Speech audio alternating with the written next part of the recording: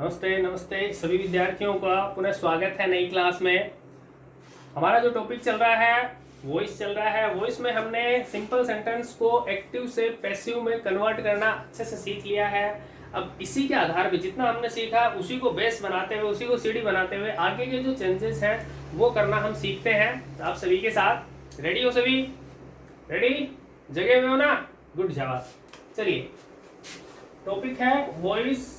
हमारा काम है एक्टिव से पैसिव सीखना। एक्टिव से पैसिव सीखना क्लियर है, लेकिन हमारा जो मकसद है वो इंटरचेंज रहेगा। एक्टिव से पैसिव भी हो जाए और पैसिव से एक्टिव भी हो जाए। तो हम सीख चुके हैं कि सिंपल सेंटेंस है उसको कन्वर्ट कैसे किया जाता है, बहुत ही अच्छे तरीके से हमने सीखा। नेक्स्ट है कि double object sentence. Double object sentence की थोड़ी सी चर्चा है, वो पहले हो चुकी थी। डबल ऑब्जेक्ट सेंटेंस है उनको कन्वर्ट कैसे किया जाए। तो पहली बात तो जैसा कि इसके नाम से आपको पता चल रहा होगा कि इसमें दो ऑब्जेक्ट होंगे। कितने होंगे? दो ऑब्जेक्ट होंगे, ठीक है।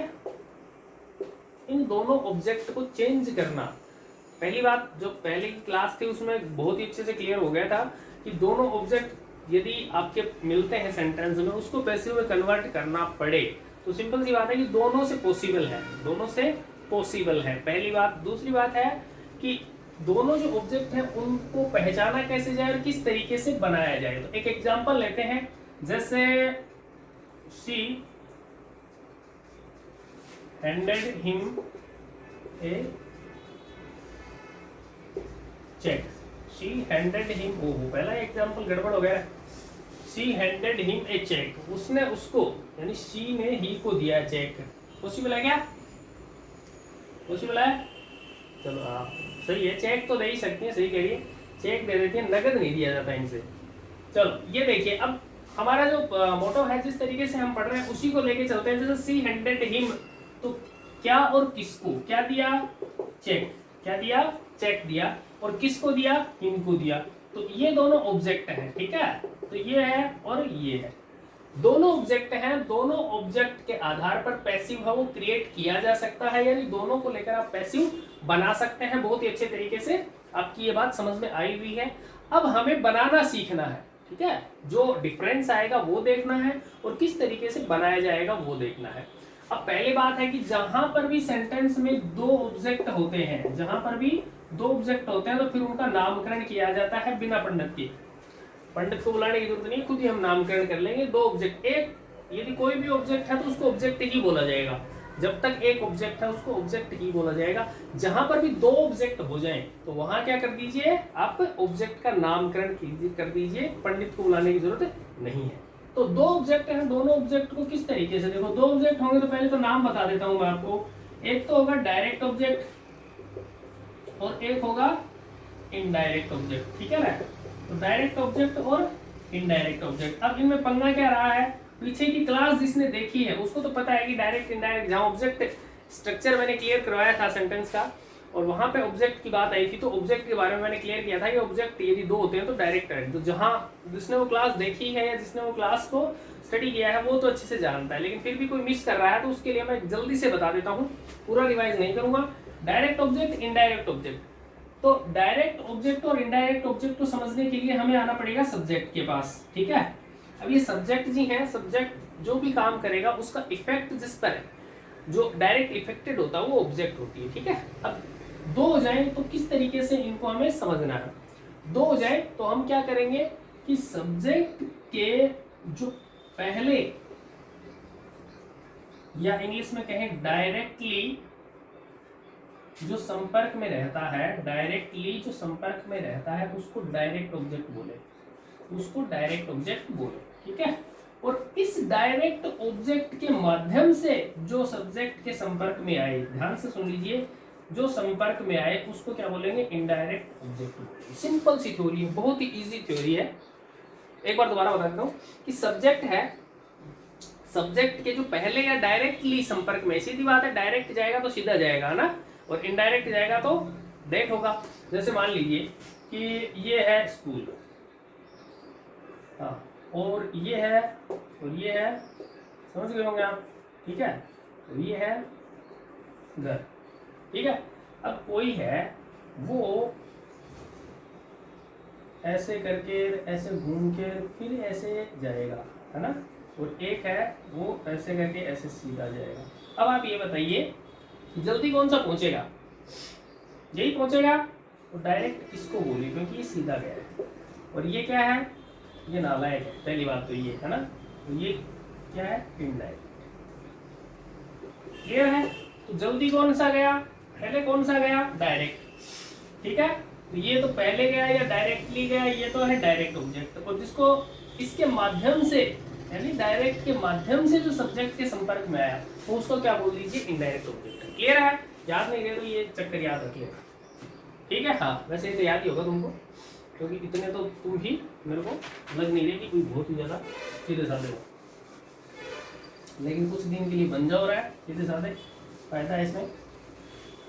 हाँ तो ये डायरेक्ट और इनडायरेक्ट आपके समझ में आ गया कि डायरेक्ट क्या होता है, इनडायरेक्ट क्या होता है। फिर भी समझ में नहीं आया तो एग्जाम्पल देता हूँ। ये कहा जाए कि राम गेव हिम 100 होता क्या है? 100 rupees. Ram gave him 100 rupees. Ram ने उसको, चलो नाम लिख देते हैं, राम गेव श्याम 100 रुपीज। तो राम ने श्याम को 100 रुपए दिए। राम ने श्याम को 100 रुपए दिए। चलिए क्या दिया? किसको दिया? तो दोनों ऑब्जेक्ट है। ठीक है। अब आप ये बताइए कि राम के पहले संपर्क में या डायरेक्टली उसके संपर्क में क्या था? हाँ अच्छा अच्छा, पिसाई बात या रिपियाई बात बहुत जल्दी समझ आओ, जल्दी बताओ बेटा। इसके पहले संपर्क में क्या था? राम के श्याम संपर्क में था या राम के 100 रुपए पहले संपर्क में थे? अलग अलग मत बताओ, एक उत्तर बताओ। तो ऐसे तो एक ही बताइए, दो तो उत्तर ही है, फिर एक का सही होगा ही। चलो कोई नहीं, चल तू चली खड़ी हो। हाँ ले 1000 रुपए दे, फीस थोड़ी है। 1000 रुपए दे। क्यों नहीं दी? है ही नहीं, बैठ जा। बस इतनी सी बात थी, समझो इसको। नहीं दे 1000 रुपए नहीं देना रहे कहीं तो घर पे जाके लेके आ जाइए, क्लास फ्री है मेरी। ये देखिए कि राम है, राम ने उसको 100 रुपए दिए। इसका मतलब क्या हुआ कि ये मेरे को 1000 रुपए क्यों नहीं दे पा रही? ये इसलिए नहीं दे पा रही क्योंकि इसके पास है नहीं। राम ने उसको 100 रुपए दिए, इसके मतलब उसके पास थे, तभी तो उसने दिए ना। पहले संपर्क में 100 रुपए थे, तो इसको डायरेक्ट ऑब्जेक्ट बोलिए। 100 रुपए के माध्यम से वो श्याम के संपर्क में आया, तो ये इनडायरेक्ट। अब कभी नहीं भूलोगे डायरेक्ट इनडायरेक्ट, कभी नहीं भूलोगे ना। अब अपने एग्जाम्पल जो दिया था कि सी हैंडेड हिम ए चेक। अब उसने उसको चेक दिया, तो पहले संपर्क में क्या आएगा? चेक आएगा ना रे। हाँ खाली तो देखी नहीं, पहले बनाया उसने उसको, फिर ये बाद में संपर्क में आया, तो ये क्या हो गया? इनडायरेक्ट। क्लियर है? इतनी डायरेक्ट इनडायरेक्ट है, जल्द मिट गया ना रे। ये तो कभी कंफ्यूज नहीं करेगा ना। चलो गुड शाबाश। कह रहे तो 100 रुपए दे देना रे अपने फ्रेंड को, फिर अपने आप समझ में आ जाएगा। हाँ फिर देखिए, अब हम इसको पैसिव में क्रिएट करते हैं। अभी हमारा एक ही पंगा क्लियर हुआ कि डायरेक्ट क्या होता है, इनडायरेक्ट क्या होता है। अब इसको पैसिव में क्रिएट करते हैं, तो किसी भी ऑब्जेक्ट से आप इसको ले सकते हैं। चलो ये पहला बंदा है तो इसी को ले लेते हैं। ठीक है। ही वाज, अच्छा गुड शाबाश नाइस। इसको हम पैसिव की ट्रिक से करते हुए चलते हैं। सही कह रही है छोरी। पैसिव की ट्रिक से जो हमने सीखा ना, उसका हम एग्जांपल लेते हैं। जैसे आपके पास यहाँ ऑब्जेक्ट में क्या है? हिम है। ऑब्जेक्ट में क्या है? हिम। क्लियर है? वो कहाँ जाना चाहेगा? सब्जेक्ट में। ऑब्जेक्ट कहाँ था? सब्जेक्ट में। तो हिम को जब आप सब्जेक्ट में लाएंगे तो इसकी फॉर्म चेंज होगी, तो ये क्या हो जाएगी? ही। क्या हो जाएगी? ही। क्लियर है यहाँ तक? अब आपने देखा, ध्यान से देखो, अब आपने देखा कि यहाँ पर जो हैंडेड है वो क्या बता रही है? हैंडेड क्या बता रही है आपको? टेंस कौन सा है? पास्ट सिंपल है। क्लियर है? तो पहली बात तो इसमें पैसिव पॉसिबल है। अब इसमें ये पास्ट सिंपल है, तो अब आपको पास्ट सिंपल की एच भी चाहिए और पास्ट सिंपल की एम भी चाहिए। ये कह मत देना कि पास्ट सिंपल में एच भी लगती नहीं है, वरना पड़ेंगे थप्पड़, क्योंकि क्लियरली बता दिया था कि पैसिव किसी भी टेंस में जाएगा तो एच भी लेगा। क्लियर है? चलिए शाबाश। तो पास्ट सिंपल आ गया। क्या कह रहा है? पास्ट। इस तरीके से आपको क्लियर करना है एग्जाम में। ये मैं आपको स्टेप बता रहा हूँ, जिस स्टेप से आपको चलना है। पास्ट सिंपल का पता लगता है आप क्या कीजिए? पैसिव की एच भी निकालिए। तो अब पास्ट सिंपल जो पता लगा उसको बताओ 6 में है 2 में है? 6 में है। 6 की थ्योरी क्या है, अगले टेंस की उधार ले लो। 6 की थ्योरी क्या है, अगले टेंस से उधार ले लो पैसिव की हेल्पिंग वर्ब। तो पास्ट सिंपल के बाद पास्ट कंटिन्यूअस आती है। पास्ट कंटिन्यूअस की क्या होती है, was and were, was and were, यही होता है ना। अब बताइए ही के साथ क्या लगाऊं, वाज, ये तो क्लियर है, तो ही वाज। अब क्या चाहिए, थर्ड फॉर्म, तो हैंडेड, ये क्या होगी, थर्ड। क्लियर है। यहां एक चीज पूछो या बताऊं, हाँ बड़े मतलब इनसे ज्यादा निठल्ले कोई नहीं है, बता दो इनको, पूछो मत, तू खड़ा चल। ये बता कि ये हैंडेड है, ये तो क्या है थर्ड फॉर्म, और ये हैंडेड है, ये क्या सेकंड फॉर्म। अब बता क्या फर्क है, कैसे पता चले एग्जाम में, हम कैसे आइडेंटिफाई करें कि ये सेकंड फॉर्म के रूप में, ये थर्ड फॉर्म। फटाफट जल्दी से, जल्दी, वो तो डिफरेंस है ही नहीं ना इसमें। खड़ा रहा पूरी क्लास में, खड़ा ही रहेगा, इतना घटिया जवाब दिए बेवकूफ। देखो इसमें सीधा दिख रहा है कि क्रिएशन में तो कोई अंतर है ही नहीं, ये तीनों फॉर्म अलग हो या दो फॉर्म अलग हो तब तो पता चल जाए, लेकिन ये तो सेम है। तो इसमें क्या करना होता है, देखो सीधी सिंपल सी ट्रिक याद रखो कि यदि हैज हो, हैव हो या हैड हो, यदि इनसे पीछे है तब तो हमेशा ही थर्ड फॉर्म रहेगी, तब तो क्या रहेगी, थर्ड फॉर्म ही रहेगी। क्लियर है। यदि इनके बिना आई है तो वो सेकंड फॉर्म, इनके बिना यदि यूज की गई तब क्या है, सेकंड फॉर्म। सीधी सिंपल सी बात है। क्लियर है। और जहां पैसिव की बात करें उसमें सोचने की जरूरत नहीं होती, क्या होगी, थर्ड फॉर्म ही होगी। क्लियर है। अब यहाँ भी एक चीज नोट कर लीजिए, याद कर लीजिए, ट्रिक समझ लीजिए, कुछ भी कर लो, कि यदि is are am was were, ठीक है, लिख नहीं रहा, is are am was were के बाद यदि थर्ड फॉर्म पड़ी है तो वो समझ जाइए कि वो पैसिव वॉइस है। Is are am was were के बाद नॉर्मली क्या होती है, आईएनजी फॉर्म होती है, लेकिन यदि थर्ड फॉर्म यदि उसने रख रखी है तो सीधी सिंपल सी बात है कि वो क्या है, पैसिव वॉइस। क्लियर है। चलिए शाबाश। नेक्स्ट है, चले आगे। गुड, शाबाश। ना बैठना नहीं, खड़ा रहो, ज्यादा करेगा तो हाँ बंदर इधर हाथ ऊपर बिगड़ दूंगा। ही वाज हैंडेड, यहाँ तक क्लियर है। अब आगे जो मैटर है, हेल्पिंग वर्ब आपने दे दी, मैन वर्ब की थर्ड फॉर्म आपने दे दी, अब आगे जो बचा वो रख दीजिए। He was handed a cheque by, किसने दिया था, देती तो नहीं है लेकिन लिख दो, बाई था। शी था, सी को ऑब्जेक्ट में लेके गए तो इसकी ऑब्जेक्टिव फॉर्म हो गई हर, बाई हर। क्लियर है। क्लियर है, कोई दिक्कत नहीं हुई। अब इंपॉर्टेंट चीज नोट करनी है, क्या चीज नोट करनी है वो देख लीजिए। पहले मैं बना देता हूं इसको। यहां देखिए आपने इससे बना लिया, अब दूसरा ले लीजिए, एक चेक, ठीक है, ये भी सिंगुलर है तो वाज ही आएगी, ठीक है, टेंस तो चेंज होगा नहीं, वही रहेगा। वाज वर्ब में था तो ये भी सिंगुलर है तो यहाँ पे भी क्या आएगी, वाज ही आएगी। तो ए चेक वाज हैंडेड, ठीक है। क्लियर है। आगे देखिए, handed to him, handed to him, ये नोट कर लीजिए। यहाँ जो हिम है वो यहाँ पर आएगा तो इसके साथ टू लगाना पड़ेगा, आगे कोई चेंज नहीं, बाई हर, ठीक है। क्लियर है। क्लियर है ना। तो यदि जो आपका नोट क्या बन गया, रूल क्या बन गया, कि जब आप डायरेक्ट ऑब्जेक्ट से, जब आप डायरेक्ट ऑब्जेक्ट से पैसिव बनाते हैं, डायरेक्ट ऑब्जेक्ट से पैसिव बनाते हैं तो इनडायरेक्ट ऑब्जेक्ट से पहले टू कनेक्ट कर दिया जाता है। तो इनडायरेक्ट ऑब्जेक्ट से पहले टू कनेक्ट कर दिया जाता है। क्लियर है। आई थिंक यहाँ अब कोई दिक्कत आपको नहीं होगी। क्लियर है। क्लियर, शाबाश। बस इतना सा ध्यान रखिए, जब आपने डायरेक्ट ऑब्जेक्ट से पैसिव क्रिएट किया, दोनों से कर सकते हो, डायरेक्ट ऑब्जेक्ट से जब पैसिव क्रिएट किया तब आप क्या है, इनडायरेक्ट ऑब्जेक्ट है उससे पहले टू जोड़ देंगे, बाकी सारा सेम रहेगा, अनदर कोई चेंज नहीं। क्लियर, गुड, शाबाश। हाँ चलिए ये चीज भी क्लियर कर देते हैं। देखिए कि जब दो ऑब्जेक्ट होते हैं, है ना, जब दो ऑब्जेक्ट होते हैं, डबल ऑब्जेक्ट सेंटेंस होता है, और आपको एक ऑब्जेक्ट चूज करना है तो पहले आप वो ऑब्जेक्ट चूज कीजिए जो सजीव है। सजीव का मतलब है कि जो जिंदा है। जैसे कि आप इसमें यदि यूज करेंगे तो चेक तो क्या है, चेक तो डेड है, जिंदा नहीं है। हिम, ये क्या सजीव है, इसको यूज कीजिए। ये प्रायोरिटी दी जाती है, ऐसा कोई रूल नहीं है, केवल प्रायोरिटी इसको दी जाएगी। पॉसिबल पहले ही बता चुका हूँ, दोनों से पैसिव पॉसिबल है, दोनों सही है। बस ध्यान ये रखना है कि ये टू वाला जो चक्कर है वो डबल ऑब्जेक्ट सेंटेंस में रहेगा। क्लियर? आगे कोई दिक्कत है तो आप बताइए।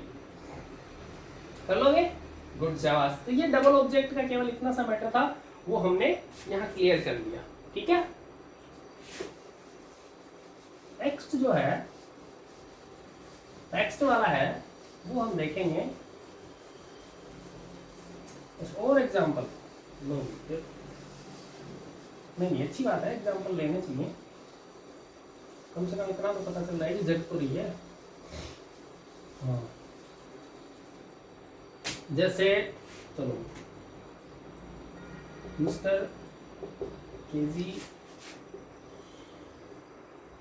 Taught us English. ये लो अपना एग्जाम, दूसरों क्यों ले भाई, बुरा मान जाए कोई। Mister KG taught us English. ठीक है, इसमें पहला तो ये होगा किसको पढ़ाते हैं, है ना, क्या पढ़ाते हैं, ये दूसरा होगा। ठीक है, अब इन दोनों के आप पॉसिबल है कि आप पैसिव यूज कर सकते हैं। जैसे आप कहें वी, बात वही है कि पास सिंपल है, तो यहाँ क्या आ जाएगा, वी वर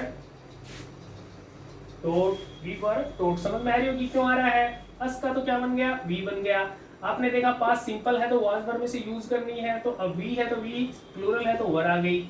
और आपने कहा कि थर्ड फॉर्म चाहिए, आपने टोट दे दी, वी वर टोट, यहाँ तक बन गया। क्लियर है,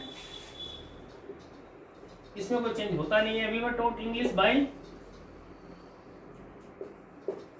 ठीक हो गया, क्लियर। अब जो चेंज है वो यहाँ है। यदि आप कहें कि इंग्लिश इसका यूज करते हुए पैसिव बनाए, तब क्या बनेगा, इंग्लिश वाज, एक तो ये चेंज आ गया क्योंकि ये सिंगुलर में रहेगी, English was taught to us, English was taught to us, ये इंपॉर्टेंट है भाई। ठीक है, क्लियर है, ये ध्यान हो जाएगा। अब कोई दिक्कत नहीं है, अभी भी दिक्कत है तो बता दो, एग्जाम्पल इनफ है। हाँ, बाकी जो एक्सरसाइज वगैरह है जो वो क्लियर हो जाएगी जब एक्सरसाइज दी जाएगी। बहुत ही बेहतरीन सी बना के एक्सरसाइज है वो आपके सामने प्रस्तुत की जाएगी, जिससे एक्सरसाइज भी हो जाएगी और आप अपने आप का आकलन भी कर सकते हैं। दोनों चीजें आपके सामने नोट करवा दी जाएगी। ठीक है, चलिए शाबाश, रेडी, गुड। अगला जो है पॉइंट इसका, पॉइंट पैसिव का, वो है इंटेरोगेटिव। सिंपल सेंटेंस आपने देख लिया। अब इंटेरोगेटिव जो सेंटेंस होते हैं उनमें पैसिव कैसे बनाया जाए, तो उसके हम दो तरीके लेते हैं। ठीक है, फर्स्ट वाला है एचवी वाले, एचवी वाले बनते हैं। ठीक है, पहले वो देखते हैं। तो पहले तो इसका स्ट्रक्चर देखिए, क्या बनता है, HV plus subject plus man verb plus object. इसी तरीके से क्या बनता है, इसी तरीके से बनता है ना क्वेश्चन, पता है ना सबको। सेंटेंस का स्ट्रक्चर जब पढ़ा था तो अच्छे से क्लियर किया था।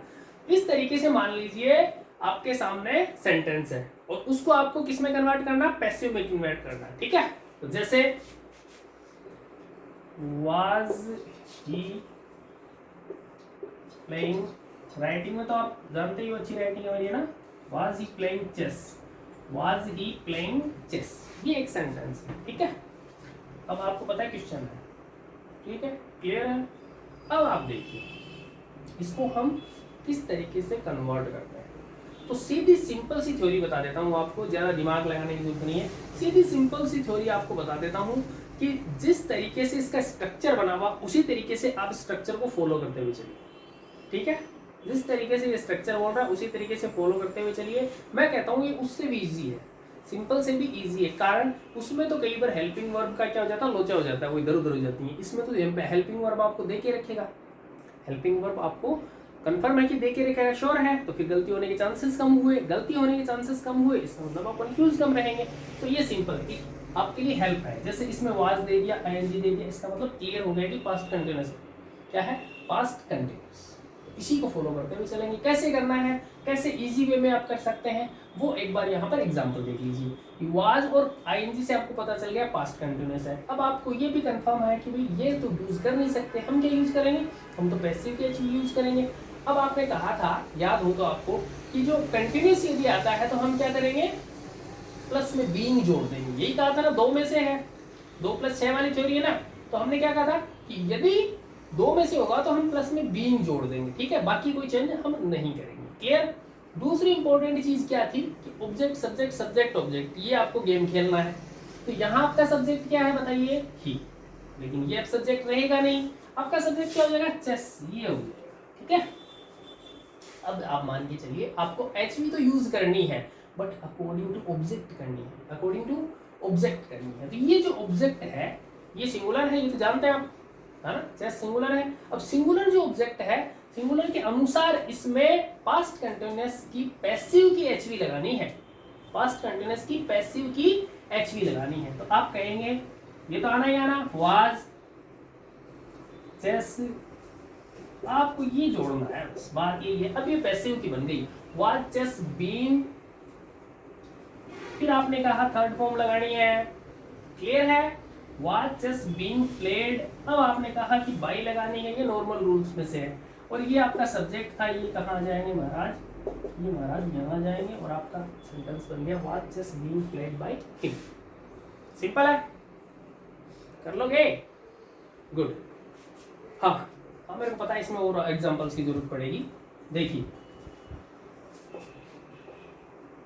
डिड दे गिव,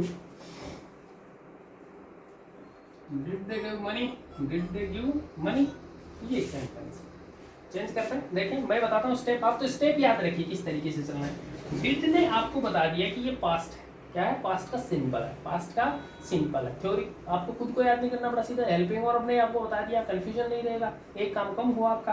तो पास्ट सिंपल है, सीधी मतलब हो गई कि आपको क्या करनी है, पास्ट सिंपल की पैसिव लेनी है और उसकी हेल्पिंग वर्ब यूज करनी है। बस थोड़ा सा ध्यान रखिए कि अब आपकी जो सब्जेक्ट है वो ये नहीं है, अब आपकी जो सब्जेक्ट है वो दे नहीं है, आपको इसका ध्यान रखना है, ये देखिए, ठीक है। अब ये क्या है, सिंगुलर जी है, सिंगुलर है ना। चलिए अब आपके पास सिंगुलर की सब्जेक्ट के अनुसार पास्ट सिंपल की एचवी चाहिए पैसिव में। तो पास्ट सिंपल दो में से 6 में से, फटाफट बोलिए। अब इतना मतलब इतना टाइम निकल गया, आप फटाफट आंसर दे सकते हैं। तो 2 में से 6 में से पास्ट सिंपल, 6 में से 6 की थ्योरी क्या है, 1 प्लस, ठीक है, एक आगे जाना है, एक आगे जाएंगे, पास्ट कंटिन्यूअस है, पास्ट कंटिन्यूअस इसका मतलब पॉजिटिव है, ठीक है। तो आप कहेंगे वाज मनी, वाज मनी, क्योंकि ये सब्जेक्ट आ गया ना यहाँ पे, वाज मनी गिवन बाई, देखो लेके जाएंगे क्या, देखो लेके जाएंगे, ले जाते हैं तब तो देम करना पड़ेगा, वरना इसको नहीं ले जाए तो भी इट्स ओके, ठीक है। वाज मनी गिवन, क्या पैसे दे दिए गए, क्या पैसे दे दिए गए, क्लियर है। और एग्जाम्पल की जरूरत नहीं है, चलो एक और दे देते हैं, आपकी डिमांड पूरी हो जाए बस, ठीक है ना। हाँ सही है। देखिए नेक्स्ट एग्जांपल है,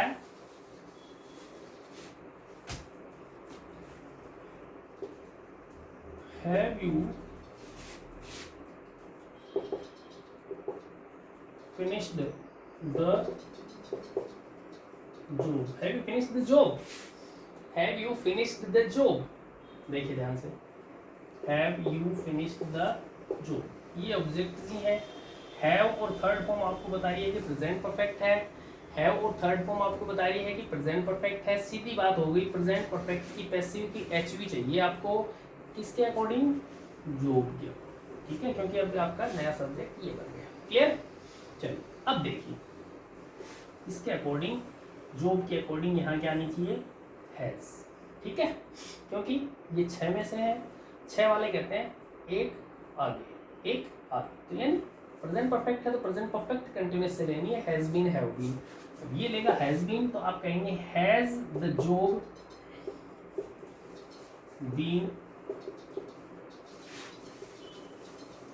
सॉरी फिनिश्ड बाय यू, क्या आपके द्वारा काम पूरा हो गया, इसी में बना लो, मेरे को नहीं लगता इसमें कोई दिक्कत होगी। क्लियर है सभी, शांत होना। चलिए अगला देखते हैं अपन, बहुत ही सिंपली, ये तो क्लियर है, ठीक है। चलिए नेक्स्ट देखते हैं, ये आपने देखा इंटरोगेटिव सेंटेंस में पहला एचवी वाले सेंटेंस, एचवी वाले प्रश्न। सेकंड वाला देखते हैं डब्ल्यूएच, वही इंपॉर्टेंट है, डब्ल्यूएच वर्ड इंपॉर्टेंट है। तो पहले देखते हैं अपनी जो थ्योरी उसी तरीके से पढ़ेंगे बहुत ही इजी वे में। WH plus HV plus subject plus MV plus object, और इस तरीके से ये बन गया आपका डब्ल्यूएच वर्ड क्वेश्चन। क्लियर है? हाँ, ये पिछली जो क्लासेस थी, पिछले जो वीडियोस थे, उसमें बहुत अच्छे से क्लियर किया हुआ है स्ट्रक्चर, और वो पहले इसीलिए करवाया गया था ताकि आपको यहाँ दिक्कत नहीं हो, है ना। अब ये चीजें हैं वो सपोर्ट करती हैं, यदि पहले से उसको देखा हुआ है या उसकी एक्सरसाइज की हुई है, समझा हुआ है अच्छे से, तो वो हमें बहुत ही बेहतरीन तरीके से सपोर्ट करता है और वो कॉन्फिडेंस भी देता है। चलिए, नहीं देखा तो आप पहले से क्लियर कर लेंगे उसको और फिर इसको आगे देखेंगे। देखिए, डब्ल्यूएच वर्ड है, एचवी सब्जेक्ट है, एमवी है, ऑब्जेक्ट है। एक बार बात करते हैं नॉर्मल, ठीक है। तो नॉर्मली तो क्या होगा कि पहली बात तो ये डब्ल्यूएच वर्ड है वो यही रहना चाहिए, ये डब्ल्यूएच वर्ड है वो यही रहना चाहिए, ठीक है।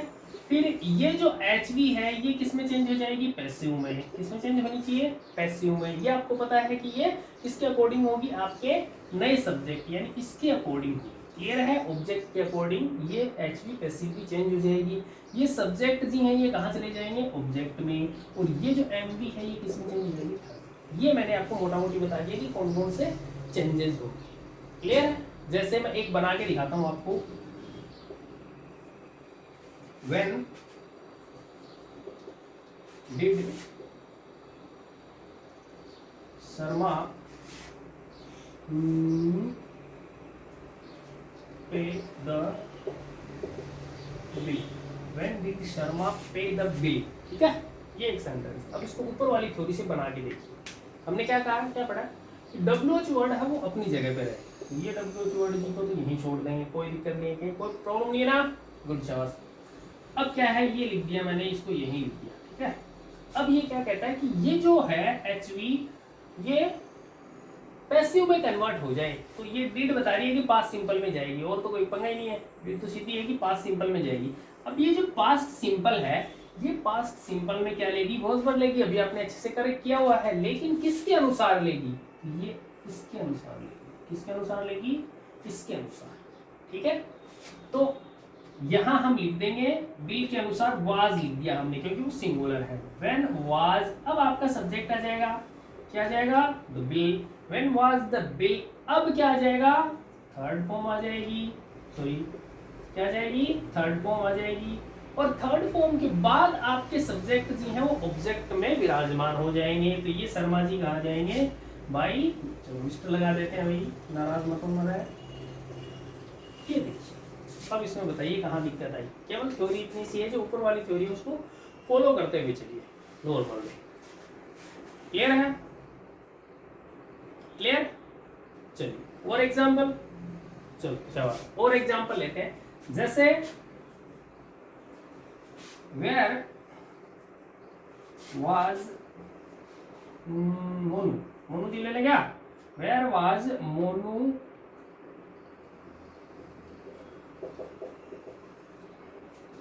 Writing the copy, writing the copy, ठीक है। वो कॉपी राइट कर रहा है, तो कहाँ कर रहा है? वो कॉपी राइट नहीं रहा है, कॉपी है उसको लिख रहा है।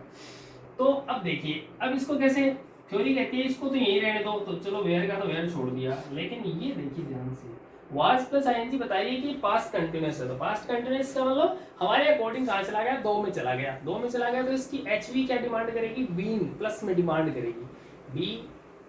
BEING बीइंग क्या करेगी? प्लस में डिमांड करेगी। बाकी कुछ नहीं करना, और इसको चेंज कर देना है किसके अकॉर्डिंग? इसके अकॉर्डिंग। तो ये सिंगुलर है द कॉपी, ठीक है। तो इसको क्या कर देंगे? द कॉपी सिंगुलर तो वाज रह जाएगा, copy was, sorry where was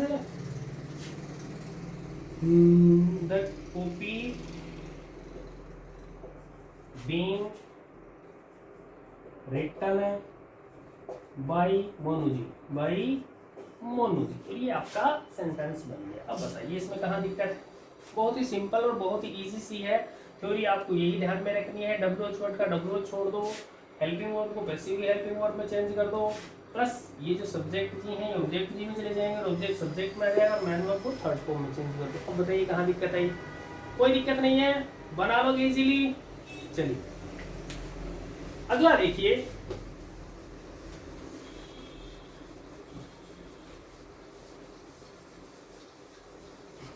कोई दिक्कत तो नहीं आ रहा है? चलो शाबाश, नोट करते हुए चल रहे हो, चलिए समझदार हो। अगला देख, अब ये क्या कहता है कि जहां ध्यान रखना है, मैंने कहा था कि नॉर्मली ऐसा होता है, ये चीज आपने माइंड किया नहीं की कि मैंने कहा था नॉर्मली ऐसा करना है। ध्यान कहाँ कहाँ रखना है वो मैं आपको बता देता हूँ। ध्यान कहाँ कहाँ रखना है, जब आपका WH वर्ड हु हो, पहला यहाँ पे इंपॉर्टेंट चीज है, ठीक है। और ये भी मैं आपको श्योर करता हूँ कि 90% यदि WH वर्ड के पैसिव वो पूछता है तो वो इसको उठा के लाता है, ठीक है, फिर पूछने लायक है ही इसमें। अब सीधी सी थ्योरी तो ये है कि हु का क्या कर दो, बाई हूम कर दो। क्या कर दो, by whom. Sidhi simple theory ये है, ठीक है। जैसे who called me, who called me, ये एक सिंपल सा सेंटेंस है। अभी आवाज भी आई हुई आपने सुना, हु कॉल्ड मी, ये एक सेंटेंस है, ठीक है। बना किससे है, हु से, ठीक है। जो मेन चीज है वो ये देखनी है कि हु से बना हुआ है, इसलिए इसका जो हु है वो सब्जेक्ट को पूछने के लिए, सब्जेक्ट की डिमांड करता है ना हु, WH वर्ड, तो इसलिए इसको चेंज करना पड़ेगा। इसमें चेंज करना पड़ेगा ऑब्जेक्ट में, ऑब्जेक्ट में बनेगा बाई हूम, ठीक है। जैसे देखते हैं, अब इसको चेंज करते हैं। तो पहला जो ऑप्शन है वो है बाई हूम बना दिया, ठीक है, बाई हूम। अब लेकिन ये जो है ये बताता है पास्ट सिंपल है, अभी आपने थ्योरी पढ़ी भी है, बहुत इजीली बता देंगे पास्ट सिंपल है। पास्ट सिंपल है तो वॉज वर हेल्पिंग वर्ब लेनी चाहिए, नहीं लेनी चाहिए, लेगा ना, गुड शाबाश। अब यहाँ पर ये जो है ये बताएगा वाज ले रहा है, क्या ले रहा है, वाज, और मी का बन जाएगा आई। अब इसको रख लीजिए थर्ड, ये बन गया by whom was I called, by whom was I called, ठीक है, क्लियर। चलिए ये इसका एक पैटर्न हो गया। दूसरा पैटर्न है, देखिए, हु वाज आई कॉल्ड, ये भी बनता है इसका, who was I called by, who was I called by, ये भी आता है। लेकिन ज्यादा पैटर्न ये है, इसको एक्सेप्ट किया जाता है, सही दोनों है, ग्रामर दोनों को सही मानती है, बट जो यूज है उसका ज्यादा किया जाता है और बेटर भी ज्यादा यही लगता है, क्लियर है। तो बाई का आप यहाँ भी यूज कर सकते हैं और भाई आप सीधा भी यूज कर सकते हैं। एक पैटर्न और होता है, भाई को आप यहाँ हूँ के साथ भी लास्ट में यूज कर सकते हैं, इसमें कोई दिक्कत है, क्लियर हो जाएगा, शाबाश। कॉन्फिडेंस आपका शानदार रहेगा और उसकी कॉन्फिडेंस के कारण ही हम आज इतनी सक्सेसफुली, इतना जल्दी जल्दी हम पढ़ पा रहे हैं, क्लियर जी। आई नो और एग्जाम्पल की आपको यहाँ आवश्यकता है, तो और एग्जाम्पल लेते हैं इसके। अभी वाला एग्जाम्पल उसको थोड़ा सा चेंज कर देता हूं मैं। Who taught you English, who taught you English, ठीक है, ये पूछा, who taught you English, answer नहीं देना, कन्वर्ट करना है, हु टॉट यू इंग्लिश। तो आप कहेंगे कि इसको तो हम चेंज कर देंगे बाय हूम, ये तो सिंपल सा है कि बाय हूम में चेंज हो गया। अब ये जो है ये क्या है, पास्ट सिंपल का इंडिकेट करता है, तो पास्ट सिंपल में क्या कर देंगे आप, इसकी ये ले आएंगे किसके अनुसार, इंग्लिश के अनुसार, ठीक है, और इसको रख देंगे यहाँ, ठीक है। बाय हुम वाज इंग्लिश, अब थर्ड फॉर्म रख दीजिए, तो टू यू, तो टू यू, टू क्यों आया ये आप अपने आप को पूछिए और अपने आप को आंसर दीजिए। अब बताइए, और बताइए, क्लियर है। और एग्जाम्पल, चलिए एक और एग्जाम्पल दे देता हूं। Who is sweeping the ground floor, the ground floor, who is sweeping the ground floor, जो आवाज आ रही है आपको, who is sweeping the ground floor। अब देखिए, चलिए by whom ये तो आप रख दोगे इजीली, ठीक है, by whom। अब ये is प्लस ing क्या बता रही है, कॉन्टिन्यूस चला गया, is प्लस ing क्या बता रही है कि ये प्रेजेंट कंटिन्यूअस में चला गया। अब प्रेजेंट कंटिन्यूअस दो में आती है, दो में आती है तो सीधी बात है कि हेल्पिंग वो वही रखिए, प्लस में बीइंग कनेक्ट कर दीजिए, बस इतना आसान कर दे, आपका सही हो जाएगा। ऑब्जेक्ट आपका ये है द ग्राउंड फ्लोर, तो इसके अकॉर्डिंग आपको चूज करना है, तो इट मीन सिंगुलर जाएगा, तो आप इसका इज रख दीजिए, ठीक है। और यहाँ आप अपने ऑब्जेक्ट साहब हैं उनको यहाँ ले आइए द ग्राउंड फ्लोर, और फिर क्या कर देंगे, इसका बचा हुआ पार्ट रख देंगे बीइंग, ठीक है, रख दिया। और अब लिख देंगे स्वेप्ट, थर्ड फॉर्म स्वेप्ट, ये हो जाएगा by whom is the ground floor being swept, being swept. Clear, nice. हाँ, अब थोड़ा थोड़ा चेहरा है वो आपका सही लग रहा है, यानी आपको क्लियर हो रहा है, बहुत अच्छा। और बाकी जो सिस्टम है आप इसको पढ़िए अच्छे से, इसकी स्टडी कीजिए, दिक्कत आए पूछ भी सकते हैं। प्लस आपकी जो एक्सरसाइज है, एक्सरसाइज इसी मकसद से बनाई जाती है और इसी तरीके से बनाई जाती है कि आपके जो डाउट्स हैं वो उसमें क्लियर होते हुए चले। क्लियर है, चलिए पहला हमने देखा कि हु का थोड़ा सा हमें ध्यान रखना है, इससे सचेत रहना है। अगला जो जिससे हमको थोड़ा सा सचेत रहना है WH वर्ड्स में, वो है व्हाट। क्या है, व्हाट। क्यों रहना है ये आप अभी समझ जाएंगे। अगला रहना है व्हाट से, क्यों ये मैं यही बता देता हूँ, क्योंकि ये जो आंसर है वो ऑब्जेक्ट के रूप में लेता है। जैसे what have you learn here, what have you learn here, what have you learn here, ये पूछा इसने। अब ये महाशय क्या है, ये ऑब्जेक्ट का काम कर रहा है। किसका काम कर रहा है, ऑब्जेक्ट का काम कर रहा है, ठीक है। तो अब बात सीधी सी होगी कि हमें ऑब्जेक्ट को सब्जेक्ट में लाने की आवश्यकता नहीं पड़ेगी। रीजन है पहले से ही आपका जो ऑब्जेक्ट का जो फंक्शन है वो कौन कर रहा है, व्हाट कर रहा है। क्लियर। अब देखिए इसका चेंज कैसे होगा, बाकी रूल सेम फॉलो होंगे, बाकी रूल सेम फॉलो होंगे, ठीक है। तो आपको यहाँ क्या है है, ठीक है। इसको किस में ले जानी है, पैसिव में ले जानी है, ठीक है। लेकिन ये हु है जो, सॉरी हैव है, ये किसके अकॉर्डिंग आया था, ये इसके अकॉर्डिंग आया था, ठीक है। तो अब इम्पोर्टेंट चीज ये है कि आपको हेल्पिंग वर्ब है वो उसके अकॉर्डिंग चूज करनी है जिसको कि व्हाट लेता है। यानी आपने सीखा, तो वो क्या सीखा, लेसन सीखे, नॉलेज सीखा, तो आप हैव और हैज यहाँ पर क्लियर नहीं कर पाएंगे। तो इसलिए माना यह जाता है कि दोनों सही होते हैं, बट ज़्यादा जो नॉलेज के माध्यम से या नॉलेज के अनुसार यहाँ हैज बेटर रहेगा। तो what has learn here, what has learn here by you, ऐसा आपको बनाना होता है। what has been learned by you here, या what has been learned here by you। Clear है, ये इसमें इतना सा आपको ध्यान रखना है, ठीक है, बन जाएगा। हाँ, एक एग्जांपल और मिलेगा, क्लियर है कि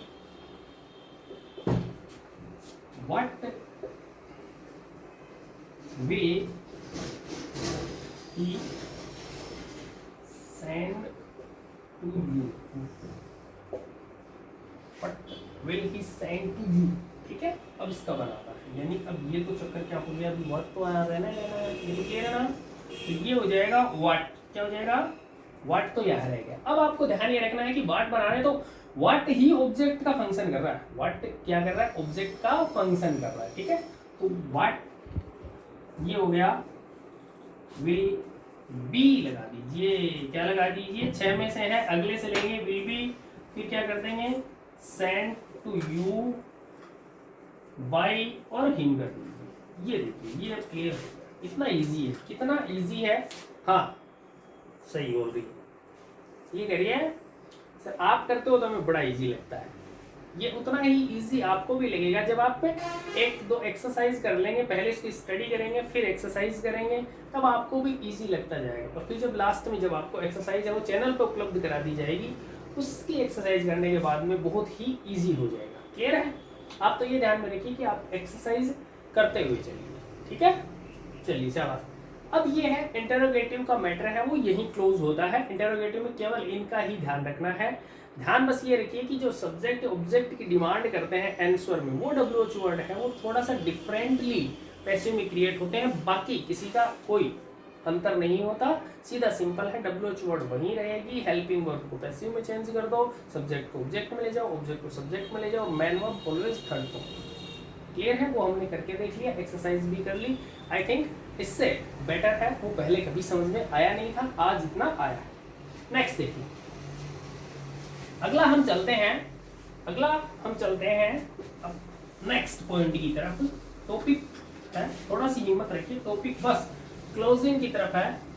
इसी तरीके से आप साथ में चलते रहिए। एक पॉइंट और बचा है बस, लास्ट वाला।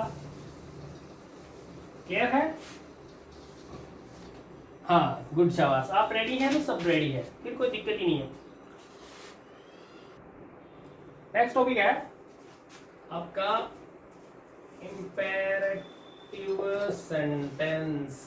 इम्पेरेटिव सेंटेंस, अच्छे से नाम सुना होगा आपने, इम्पेरेटिव सेंटेंस। तो इम्पेरेटिव सेंटेंस की बात की जाए पैसिव में चेंज करने की, तो बहुत ही सिंपल और शॉर्ट मेथड है। हाँ, गुड, शाबाश। इम्पेरेटिव सेंटेंस की ये इसका दिमाग चल रहा है कि इम्पेरेटिव सेंटेंस है कौन से होते हैं। तो इम्पेरेटिव सेंटेंस का सीधा मतलब है कि इम्पेरेटिव सेंटेंस अचानक से आपके माइंड में जो कोई भी सेंस आता है उसको एक्सप्रेस किया जाता है एक सेंस के साथ, वो होता है इम्पेरेटिव सेंटेंस। जैसे आप आदेश देते हैं, एक लाइन में याद करना चाहिए, आदेश, निवेदन, इस प्रकार की जो चीज़ें हैं वो क्या है, सारी की सारी इम्पेरेटिव सेंटेंस में आती हैं। आदेश, निर्देश, निवेदन, रिक्वेस्ट, ये सारी चीज़ें। अब है कि हमें पैसिव में चेंज करना है। सीधी सिंपल बात यहाँ ये है कि इम्पेरेटिव को पैसिव में चेंज करना है। ठीक है, तो इसके दो मेथड हैं। देखिए, ये मैंने क्या लिखा, ऑब्जेक्ट, और ये मैंने क्या लिखा, विदाउट ऑब्जेक्ट। क्या लिखा, विदाउट ऑब्जेक्ट। पहले बता रहा हूँ, ऑब्जेक्ट यदि है आपके पास, इम्पेरेटिव सेंटेंस में कंपल्सरी नहीं होता कि ऑब्जेक्ट दे। यदि ऑब्जेक्ट आपके पास है तब तो आप ऊपर वाला मेथड लगाएंगे। क्या लगाएंगे, let plus object plus B plus third form. आगे कोई कचरा है तो उसको आगे जोड़ो। ठीक है, यदि विदाउट ऑब्जेक्ट है आपका सेंटेंस, यदि विदाउट ऑब्जेक्ट है आपका सेंटेंस, तब भी आप पैसिव बना सकते हैं, लेकिन उसका जो थोड़ा सा उसका जो फॉर्मूला है वो चेंज हो जाएगा। ध्यान से देखिए, आपको लिखना है यू आर। क्या लिखना है, यू आर, फिर यहाँ पर ब्लैंक, यहाँ से कितना लिख दिए, ई एक्स पी। एग्जाम्पल नहीं है, ई एक्स पी यानी एक्सप्रेशन। चलो पूरा ही लिख लो। क्या है, एक्सप्रेशन, इसका सेंटेंस। क्लियर? हाँ, एक वर्ड है, बस एक वर्ड लिखना है जिसमें आपको आपके जो सेंटेंस का एक्सप्रेशन शो कर रहा है। आप एग्जाम्पल आएंगे तो क्लियर हो जाएगा। फिर लिखिए टू, क्या लिख दीजिए, टू लिख दीजिए, और फिर rest of the sentence, rest of the sentence. इतना सा मैटर है, तो इसको क्लियर, यहाँ पर ये बन जाए। ये तो आपका फॉर्मूला हो गया। ठीक है, क्लियर? ये आपका फॉर्मूला हो गया, और इस फॉर्मूले के अकॉर्डिंग आपको पैसिव बनानी है। जैसे आप कहते हैं कि जो आप एक एग्जांपल लीजिए, लेट, पहले लेट वाला बता देता हूँ। इजी है, इजी इसलिए है क्योंकि ऑब्जेक्ट दिया हुआ है, सीधा सा फॉर्मूला है, लेट लगाइए, ऑब्जेक्ट लगाइए, बी लगाइए, थर्ड फॉर्म लगाइए। जैसे एक सीधा सा है कि डू इट। हाँ, सेंटेंस है, इंपेरेटिव सेंटेंस है और पूरा सेंटेंस है, ये ध्यान रखिए। शब्द का मतलब ये नहीं है कि इसमें दो शब्द हो तो ये सेंटेंस न माना जाए। डू इट, आप बनाएंगे लेट। अब आप ये बताइए, इनमें से ऑब्जेक्ट क्या करना है, इसे करना है, इसका मतलब ऑब्जेक्ट यही है। क्या का उत्तर ये, तो ये ऑब्जेक्ट हो गया। तो लेट इट लगा दीजिए, बी लगा दीजिए, और डू की थर्ड फॉर्म लगा दीजिए, let it be done, let it be done. ठीक है, गुड, शाबाश, व्हाट अ कॉन्फिडेंस। क्लियर है? ये वाह, बहुत इजी है ना? इजी लगेगा तब ज्यादा बेटर है। दूसरा और एग्जांपल, तो ये लीजिए, shut the window, shut the window. ठीक है, तो आप कहेंगे let the window be shut, be shut, बस। क्लियर, बन जाएगा। गुड, शाबाश। ये इजी है, बहुत ही सिंपल है, और आपके इजी गोइंग समझ में आ जाएगा। अब यहाँ एक इम्पोर्टेंट चीज ये है, क्या है, चलो यही लिख देता हूँ साथ में, इसी से रिलेटेड है तो यही लिख रहा हूँ कि आप यदि ऑब्जेक्ट आपके पास है तो आप दोनों मेथड का यूज कर सकते हैं, दोनों मेथड का यूज कर सकते हैं, ये नोट कर लीजिए। ज्यादा बेटर यही लेट वाला रहता है, लेकिन दूसरा जो है वो भी आप यूज कर सकते हैं, ग्रामेटिकली वो सही है। जैसे आप इसको ऐसे भी बना सकते हैं कि you are ordered to do it, you are ordered to do it, you are ordered to do it. इसको बनाएंगे तो आप कहेंगे रिक्वेस्ट है तो you are requested to shut the window, यानी ये भी सही है, ये भी सही है, लेट वाला सही है, ये भी सही है, दोनों सही है। क्लियर है? एक बात समझ में आ गई, यदि ऑब्जेक्ट रहता है तो हमारे पास दो ऑप्शन रहते हैं, विद ऑब्जेक्ट और विदाउट ऑब्जेक्ट। क्लियर है? क्लियर है? नाइस। अब देखिए, अब इसमें तो कोई दिक्कत नहीं है। अब दूसरे मेथड है उसको थोड़ा और क्लियर करते हैं, क्योंकि आपकी एक बात समझ में नहीं आई, वो मेरे को पता है क्या नहीं आई, एक्सप्रेशन वाली। अभी 2 मिनट में क्लियर हो जाएगा। जैसे मैं कहूं प्लीज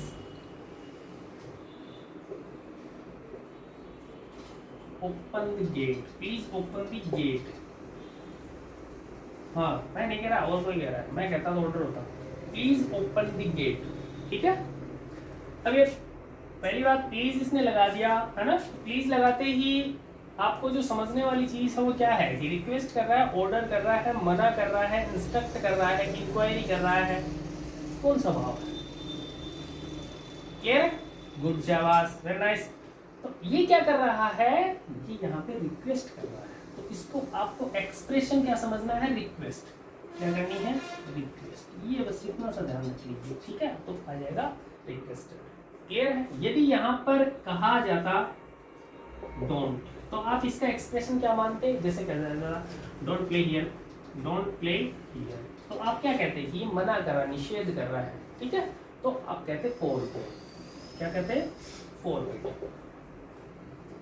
यदि जैसा आपने पहले देखा, ये कहता do it now, do it now, तो अब ये क्या है, ये क्या है, अब क्या ऑर्डर है, तो आप कहेंगे ऑर्डर्ड।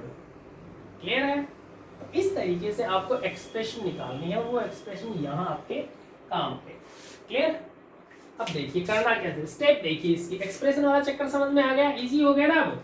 हाँ, मैं पहले यदि इसको स्टेप बाय स्टेप लेके चलता तो आपके दिमाग में यही एक्सप्रेशन घूमता, क्योंकि मेन पॉइंट इसका यही अटका हुआ था आपके दिमाग में, जो घंटी बज रही थी वो इसी एक्सप्रेशन की बज रही थी, इसलिए मैंने एक्सप्रेशन को पहले क्लियर किया है। देखिए ध्यान से, अब देखिए आपके सबसे पहले आपको फॉर्मूला कहता है कि यू आर का यूज कीजिए, तो मैं आपसे पूछता हूं कि यू आर ही क्यों भाई, इसने कौन सी खीर खिलाई है तुमको, इसने कौन सी खीर खिलाई है जो तुम यू आर का यूज कर रहे हो, है ना। ही, सी, इट, दे, आई, वी, ये कहाँ गए, रीजन है कोई, लॉजिकल कोई रीजन बता सकता है? हाँ सही कह रहा है सर, आप ही बता दीजिए। गुड। हाँ देखिए ध्यान से देखिए कि इंपेरेटिव सेंटेंस है, इंपेरेटिव सेंटेंस में प्रोनाउन होते हैं, पर्सन होते हैं, वो दो ही होते हैं। कौन कौन से पर्सन होते हैं, एक तो फर्स्ट पर्सन और एक सेकंड पर्सन, थर्ड पर्सन होता ही नहीं है। तो इसका मतलब ही, सी, इट देगा तो मामला ही खत्म। क्लियर है? तो इसका मतलब जो कहने वाला है वो फर्स्ट पर्सन है, कहने वाला फर्स्ट पर्सन है, सुनने वाला सेकंड पर्सन है। अब सुनने वाले के लिए किसका यूज करते हो, यू का यूज करते हो ना, यू तो यूज होता है ना, एक ही होता है, इसलिए यहाँ पर यू का यूज। एक बात तो क्लियर हो गई ना, दो ही होते हैं, फर्स्ट पर्सन सेकंड पर्सन, कहने वाला आई भी और सुनने वाला यू होता है, एक ही है, तो इसका मतलब यू ही आएगा 100%, एकाधिकार हो गया इसका। अब बात आई आर की, बात क्या आई, आर ही क्यों आया, है ना, वाज, वर, विल, शिल, वो कहाँ गए सारे। इसका उत्तर है, मैं बता रहा हूँ, चिंता मत, मैं बता रहा हूँ। इसका उत्तर है कि इंपेरेटिव सेंटेंस है वो क्रिएट ही प्रेजेंट में होता है। पास्ट में जाके वो रिक्वेस्ट करोगे क्या, भूतकाल में हो, आपके पास कोई टाइम मशीन हो, वो जाओ के पहले 500-400 साल पहले जाओ और फिर कहोगे भाई अंग्रेजों हमसे लगान क्यों लिया, या हमसे लगान मत लो, ऐसा कुछ हो सकता, पॉसिबल है क्या, नहीं है। तो बस सिंपल सी बात है कि इंपेरेटिव सेंटेंस है तो इसमें सोचने की बात ही नहीं है, क्लियर है कि ये प्रेजेंट में ही क्रिएट होता है। देख लीजिए, आप किसी को आदेश देते हैं प्रेजेंट में देते हैं, किसी को इंस्ट्रक्ट देते हैं, सलाह देते हैं, आप किसी को ऑर्डर देते हैं, ये सारी चीज़ें कब होती है? प्रेजेंट में होती है। इंपेरेटिव सेंटेंस क्रिएट ही प्रेजेंट में होता है। अब प्रेजेंट में आप कहेंगे इशारा में होती है, लेकिन आपका जो आपने चूज किया यू, तो आप क्या कहेंगे आर। अब ये क्लियर हो गया कि यू और आर ही क्यों आता है, क्लियर है। तीसरी स्टेप है एक्सप्रेशन की, वो आपको सेंटेंस बताएगा, जो भी आपका सेंटेंस है वो बता देगा कि किस प्रकार का एक्सप्रेशन आपको लेना है। लेकिन ध्यान ये रखना, इस एक्सप्रेशन को थर्ड फॉर्म में ही रखना है। जैसे ऑर्डर है तो ऑर्डर्ड लिखें, रिक्वेस्ट है तो रिक्वेस्टेड लिखें, इंस्ट्रक्ट है तो इंस्ट्रक्टेड लिखें, इंक्वायरी है तो इंक्वायर्ड लिखें, या क्वेश्चन है तो आस्क्ड लिखें, ठीक है। जो भी है उसको थर्ड फॉर्म में यहाँ पर यूज करना है, ठीक है। नेक्स्ट, टू आपकी तरफ से एहसान करना है, ये आपकी तरफ से जोड़ा जाएगा। फिर जो बच गया सेंटेंस उसको आगे जोड़ दो, कुछ नहीं करना, बच गया जो सेंटेंस उसको आगे जोड़ दो। शर्त ये है कि जो एक्सप्रेशन से रिलेटेड जो वर्ड हैं उनको हटा दीजिए, जैसे प्लीज है या डोंट है, इस प्रकार के जो आपका एक्सप्रेशन बताते हैं उनको आप हटा दीजिए, तो वो आपका क्या हो जाएगा, रेस्ट ऑफ द सेंटेंस, यानी बचा हुआ वाक्य। अब बताइए, क्लियर है, करने के मूड में है, इतना हो गया कि भी हाँ अब हम कर सकते हैं, थोड़ा कॉन्फिडेंस है, गुड शाबाश। अब एक दो एग्जांपल से बिल्कुल क्लियर हो जाएगा।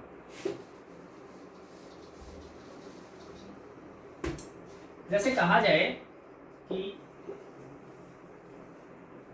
Please come with me, please come with me, please come with me, ये कहा जाए, ठीक है। तो फॉर्मूला आपका कहता है कि यू आर तो आएगा, यू आर, अब प्लीज आ गया, इसका मतलब ये क्या हो जाएगा, रिक्वेस्टेड हो जाएगा, ठीक है। यू आर रिक्वेस्टेड, जितना जल्दी मैं कर रहा हूँ उतना जल्दी आप भी करोगे यदि इसकी एक दो एक्सरसाइज कर लोगे। तो यू आर रिक्वेस्टेड, ठीक है।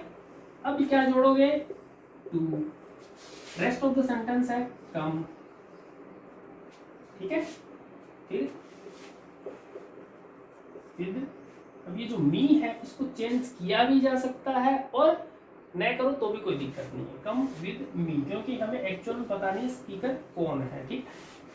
तो ये जो सेंटेंस है इस तरीके से बनाओगे, हाँ मी भी सही है, इसमें कोई डाउट नहीं है, ये नहीं होता तो बता देता आपको, कोई भी लगाओगे तो सही है। अब देखिए, you are requested to come, बस ये इंपॉर्टेंट है। प्लीज आपको हटाना है क्योंकि आपने प्लीज का एक्सप्रेशन है वो रिक्वेस्ट लेके दे दिया है, क्लियर। और लीजिए, जैसे डोंट गो आउट, बाहर मत जाओ, डोंट गो आउट, सेंटेंस आपका कहता है यू आर, ठीक है। अब बताइए डोंट का एक्सप्रेशन क्या होता है, मना करना, निषेध करना, इंग्लिश में कहता है फॉरबिड, थर्ड फॉर्म में रखना है। तो you are forbidden to go out, आपको बाहर जाने के लिए मना किया गया है, आपको बाहर जाने के लिए मना किया गया है, क्लियर है, क्लियर।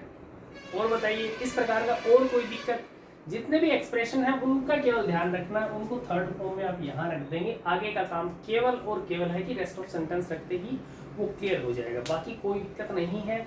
आपको चूज करना है, ये इंपॉर्टेंट दिमाग में बैठा के रखिए कि आपको आंसर बना के देगा, आपको आंसर बनाना नहीं है, आपको आंसर चूज करना है, क्लियर है। आपको केवल सेलेक्ट करना है कि ये मेरा आंसर है, यदि आपने अच्छे से पढ़ रखा है तो इजीली आपका आंसर है वो सेलेक्ट हो जाएगा। केवल आपके जो रूल्स हैं उन पूरे माइंड में होने चाहिए, उनको देखने के बाद आप क्लियर सही ऑप्शन चूज करोगे, बन जाएगा, क्लियर है, गुड शाबाश। नेक्स्ट अगला जो टॉपिक है या अगला जो इसका पॉइंट है, आपने दोनों देख लिए, इंपेरेटिव सेंटेंस के दो तरीके हैं, दोनों आपने देख लिए हैं, और इसमें आई थिंक कोई प्रॉब्लम नहीं होगी, because you are going to check only, आप you are not going to create the answer, you are going to select the answer, clear है। यस, और ये बहुत इंपॉर्टेंट चीज है, पढ़ते समय ये चीज ध्यान रखिए कीजिए कि हमें केवल ऑप्शन चूज करना है, न कि हमें क्रिएट करना है। इंपेरेटिव सेंटेंस हो गया, इंटरोगेटिव सेंटेंस हो गया, इसके बाद में एक इंपॉर्टेंट सी चीज है, वो क्या है, वो ध्यान में रखिए। कुछ जो है वो नोट के रूप में या नोट्स के रूप में आपको चीजें लिखनी है, यानी कुछ इनसे अलग ऐसी चीजें होती हैं जो कई बार पूछ ली जाती हैं, जब दिमाग में कीड़ा होता है सेटर के, पेपर सेटर के, तब वो कई बार क्या होता है अलग से क्वेश्चन कर लेता है, अलग से मतलब कुछ डिफरेंटली पूछ लेता है। जैसे द रोज स्मेल्स अच्छी, चलो देख, sweet, the rose smells sweet, इस प्रकार के कोई भी जो है क्या होता है, इस प्रकार का जो एग्जाम्पल है वो एग्जाम्पल वो पूछता है। तो इसका सीधा सा मतलब है कि उसको क्या करना, कीड़ा करना है, ठीक है। वो आपको फंसाना चाहता है, लेकिन आप फंसे नहीं, क्योंकि बहुत ही अच्छे तरीके से इसको क्लियर करेंगे। तो आप लिखेंगे the rose is sweet, is sweet, सीख लीजिए इसको, द रोज इज स्वीट। आगे लिख दीजिए when smelled, when smelled, clear है। दूसरा क्या है, द जलेबी, याद आ रहा है, हाँ राउंड शेप बोला, द जलेबी इज, अच्छा दोबारा स्वीट किया गया, इज स्वीट when eaten या टेस्टेड, ठीक है। इसका बनेगा टेस्ट स्वीट, क्वेश्चन बनेगा, चलो हाँ ये भी सिखा देता हूँ। ये जो मान लीजिए पैसिव वॉइस है, ये क्या है पैसिव वॉइस, एक्टिव क्या बनेगा इसका, ऐसा पूछ सकता है फंसाने के लिए। तो इसका बनेगा द जलेबी, हाँ जलेबी को सीधा इंग्लिश में जलेबी भी बोला जाता है, वो चिंता मत करो आप, है ना। हाँ the jalebi test sweet, the jalebi test sweet, ठीक है। तो इस प्रकार के क्वेश्चन है वो यदि फंसाने की कोशिश करे तो आप फंसना मत, ठीक है, क्लियर है। चलिए हाँ, और इम्पोर्टेंटली आप ध्यान ये रखिए कि इस प्रकार के जो क्वेश्चन है वो आपको केवल फंसाने के माध्यम से देगा, माइनस मार्किंग करवाने के माध्यम से देगा, जो हमें बचकर चलना है बहुत ही सावधानी से, क्लियर है। इसके बाद जो इम्पोर्टेंट चीज बची है वो बची है, हमने टॉपिक पूरा क्लियर कर लिया है, हाँ चिंता मत करो कि और पढ़ाएंगे और लिखना पड़ेगा, ये मत करो, टॉपिक इतना ही था, टॉपिक क्लियर कर लिया है। अब हम जो आगे है वो इम्पोर्टेंट बात आपको बतानी है, वो ये है कि जो टॉपिक है अपने क्लियर किया पैसिव वॉइस, ठीक है। अब पैसिव वॉइस है, इसमें कुछ चीजें ऐसी भी हो सकती हैं जो कि इसमें अलग से कुछ हो, जैसे कि लास्ट वाला ये पॉइंट निकल आया जो कि रूल्स के अकॉर्डिंग नहीं पढ़ा गया, तो वैसे ही कुछ होगा तो हम एक्सरसाइज में बिल्कुल अच्छे से और क्लियर कर लेंगे। यदि एक दो चीजें ऐसी मेरे को लगेंगी कि हाँ ये बच्चों को और बता देनी चाहिए थी, तो वो मैं एक्सरसाइज में उनको इंक्लूड कर लूंगा, ठीक है। एक बात तो ये, दूसरी बात ये कि हमसे एग्जाम में क्वेश्चन है वो किस तरीके से पुटअप करेगा।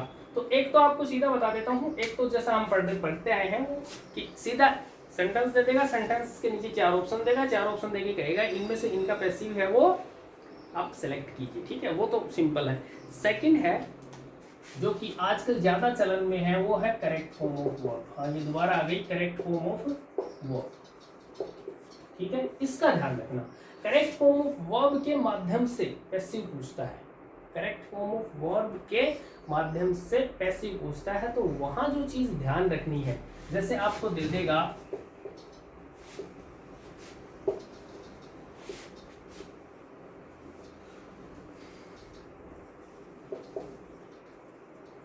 इस तरीके से दे देगा, ठीक है, और नीचे आपको ऑप्शन दे देगा, पहला ऑप्शन देगा रोट, 100% देगा रोट, ठीक है। सेकंड दे देगा इज रिटन, तीसरा दे देगा वाज रिटन, और चौथा ऑप्शन है वो आपको देगा राइट्स, ठीक है। अब इसके 2 तरीके हैं क्लियर करने, एक तो ऑप्शन हटाते चलिए या एक ऑप्शन सेलेक्ट करते चलिए।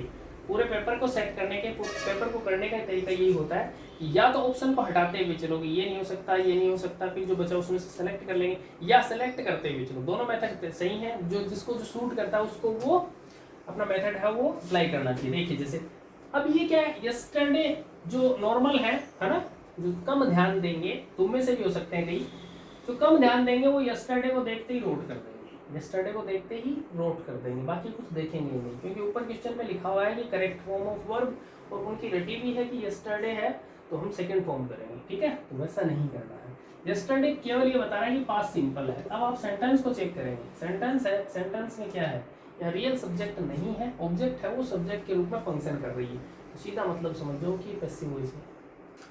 ठीक है, और भी आपको इंडिकेशन मिलेगा, लेकिन इतना समझ जाओ कि ये पैसिव वॉइस है।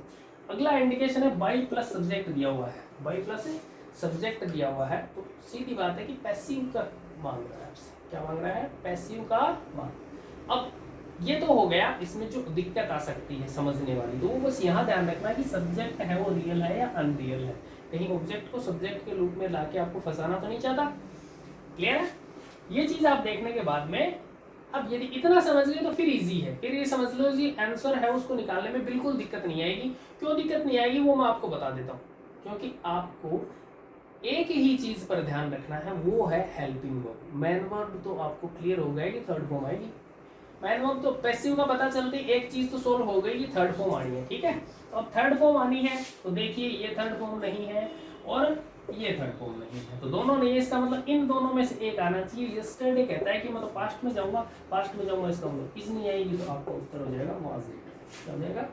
Was it. इस तरीके से क्वेश्चन पूछा जाएगा, कॉम्बो करके पूछेगा, टेंस और पैसिव को एक साथ लेगा, एक साथ लेने के बाद में वो कोशिश करेगा कि करेक्ट फॉर्म ऑफ वर्ब आपसे निकलवाए। तो आप जब तैयारी करें या एक्सरसाइज करें तो इस तरीके से करें तो ज़्यादा बेटर रहेगा। क्लियर है? चलिए, ये आपका टॉपिक यहाँ क्लियर हुआ। नेक्स्ट क्लास बहुत जल्दी आपको मिलेगी। Please keep study and keep share and subscribe the channel. Thank you, thanks a lot.